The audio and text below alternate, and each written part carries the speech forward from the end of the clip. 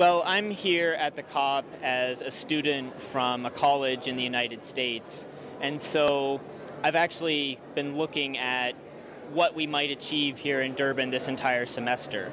And so my frustration is that as an observer, we have all of the science tells us we need to make a lot of drastic progress, and we know that we're not on track to get there with the current commitments that have been agreed. And even if we do get a second commitment period of the Kyoto Protocol, it doesn't seem that that will be strong enough to meet what the science is telling us. And we've even published several UNEP reports about the gigaton gap. And yet that isn't translating into the political will that AOSIS, the least developed countries, and others are calling for. Well, the situation in the United States is very much roadblocked by our domestic politics. We have the issue of climate change has become very politically polarized. So our Republican Party, and in particular our Tea Party movement more recently, are completely opposed to even the science of climate change. They don't even believe that it's happening, or if it is happening, they say humans have nothing to do with it.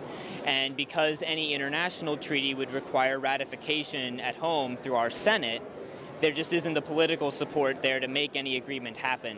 So even though some in our administration, Obama, would probably like to see more progressive action, he's deadlocked in what he can do. And our negotiators here, I actually sat in with some youngos with Jonathan Pershing last week, and he had told us essentially that we can't do anything internationally because of the situation at home. And that is very frustrating to the youth.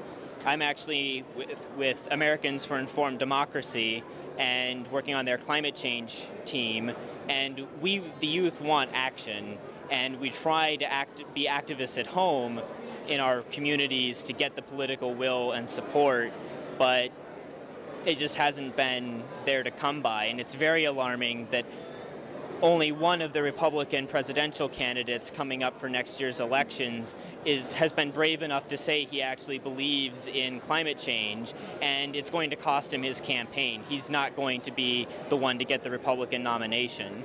So really that's the main factor of why the U.S. won't do more.